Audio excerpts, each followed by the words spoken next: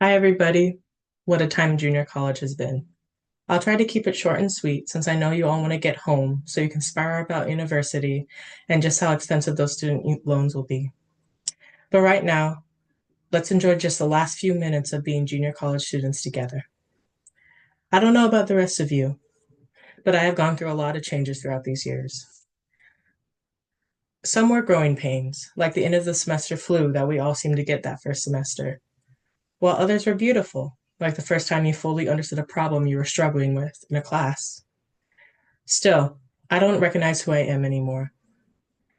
My first semester here, I was a scared, fresh out of high school 17-year-old who had no idea what she was going to do and no friends to rely on. The plan I laid out for myself quickly fell apart, and I realized, oh no, college is a lot harder than high school. Also, I immediately realized that I was drowning in my chosen major, which was psychology. And this time, there was no one else to blame. I chose this, and I hated it. I got saved by my English VO 1A class and my professor. Shout out to you, Dr. Law. I fell in love with English. I know, I'm shocked by it too.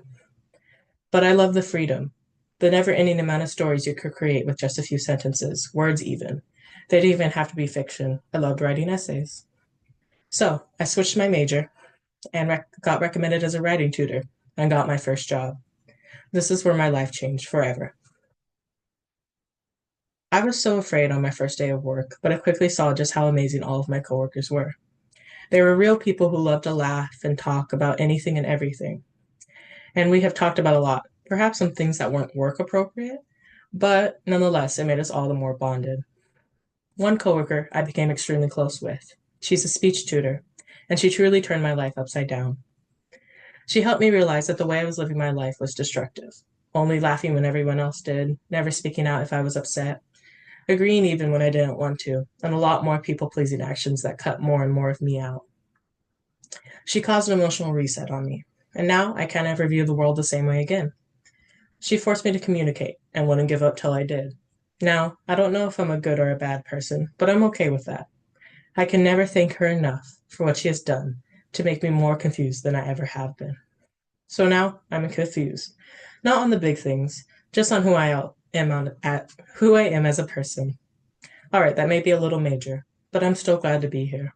I got reminded of what girlhood is, and I remember that curiosity that I was forced to forget as a child through the rigorous school systems. I am loud and immature, annoying and lovable. I am still figuring it out.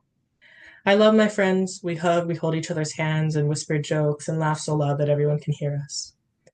I found a home and my people. And though I fear losing all of this, I'd rather lose it than never have experienced it.